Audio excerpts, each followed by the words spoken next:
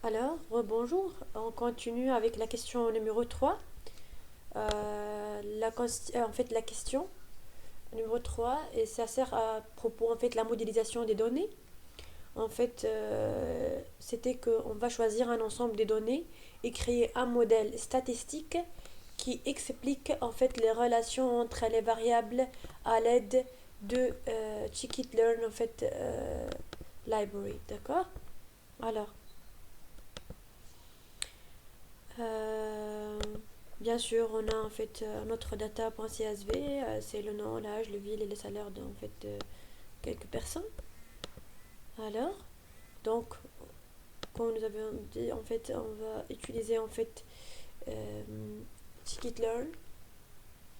Alors, on va importer train test supplied d'après sklearn.model selection. Donc, la première sous-step pour la question numéro 3, question qui consiste à la modélisation des données. La sous-étape pour la modélisation des données, c'est la division des données en ensemble d'entraînement et un ensemble de tests. Donc, se fait comme celui-ci. Donc, on a xtrain, xtest, ytrain, ytest. On a utilisé le train test supplied. Donc, voilà, c'est l'ensemble d'entraînement, l'âge, le vide et les salaires, et c'est l'ensemble de tests. D'accord. Le test size est 0.2. D'accord.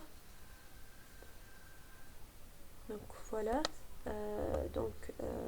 Je veux le dire encore une fois. Donc tout d'abord, on a chargé l'ensemble des données CSV dans un data frame Panda à travers le read.csv, le read CSV, pardon. Et ensuite on a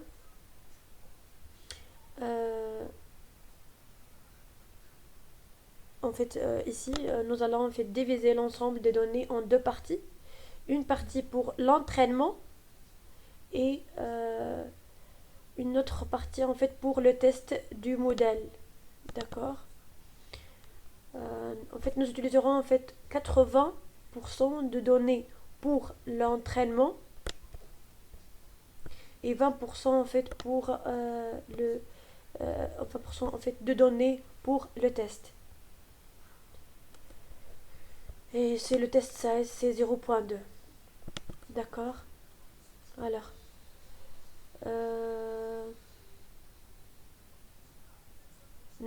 dans ce code, nous avons séparé les données d'entrée qui sont âge, ville, salaire, de la variable cible nom.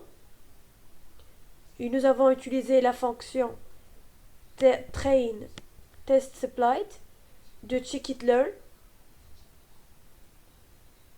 pour diviser les données en deux ensembles, données d'entraînement et données de test.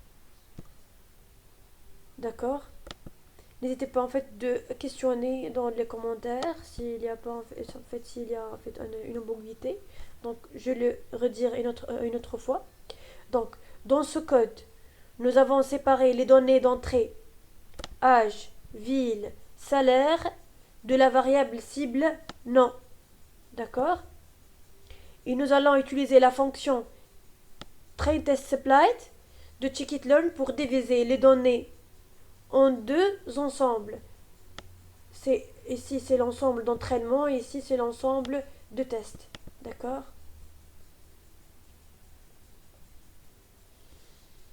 Alors,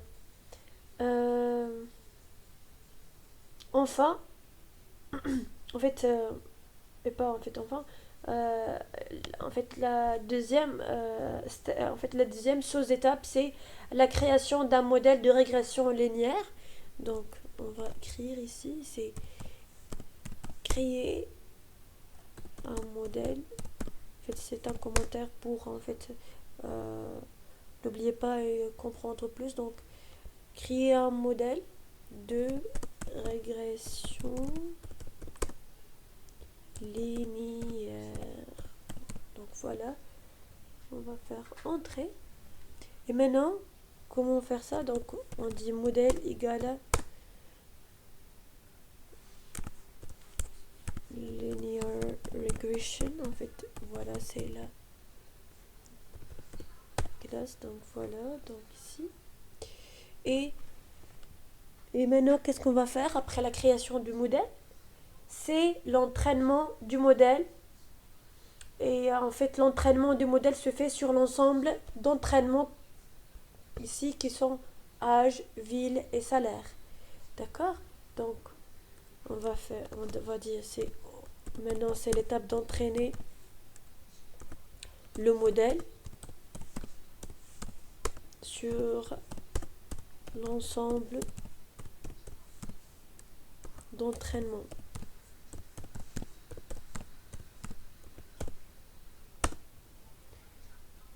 En utilisant en fait fit.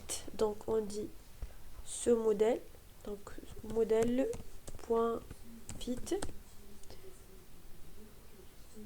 et l'argument en fait on a ici c'est xtrain et ytrain. Donc xtrain et ytrain par exemple. D'accord, donc alors entrée. Donc en fait dans ce code nous avons créé un modèle de régression linéaire et nous avons entraîné sur l'ensemble d'entraînement. D'accord? Enfin, en fait, nous allons tester la performance de notre modèle en prédisant les noms des personnes dans l'ensemble de tests et en calculant en fait le score R carré. Donc, on commence donc. Alors, je vais dire en fait un commentaire. Donc, prédire les noms dans l'ensemble de tests.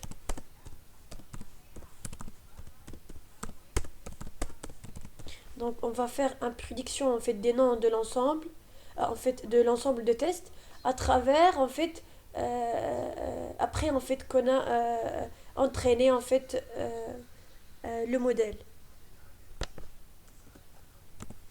D'accord, donc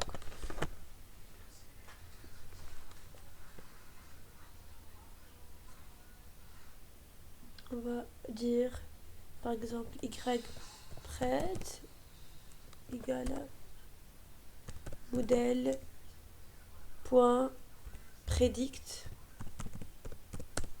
D'accord, et on va le dire c'est x test.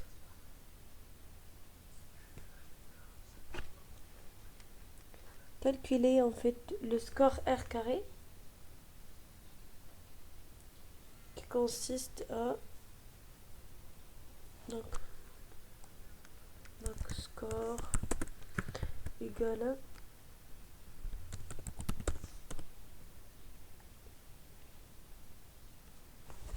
modèle non pardon modèle.score modèle.score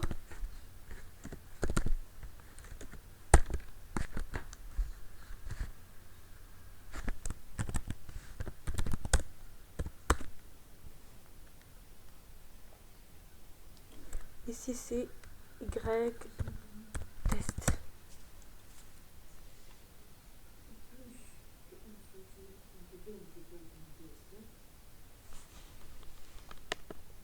D'accord, x test et y test. Maintenant on va faire run.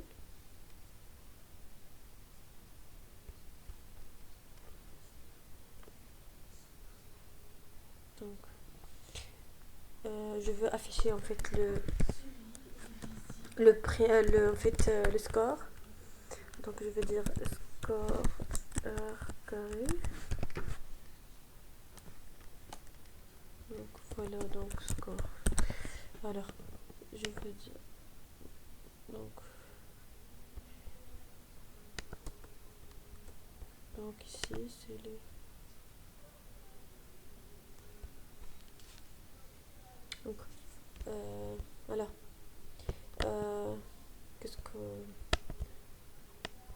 je veux dire. Alors, en fait, le score R carré ici,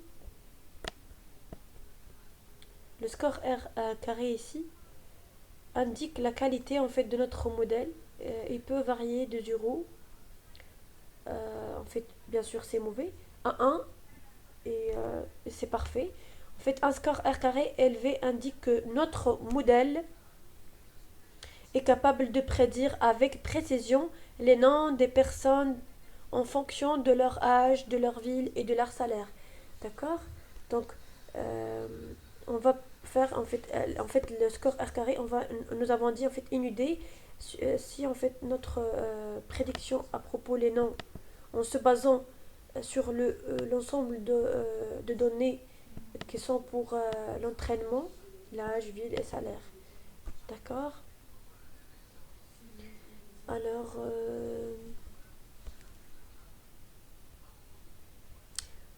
maintenant, nous avons terminé fait la question numéro 3.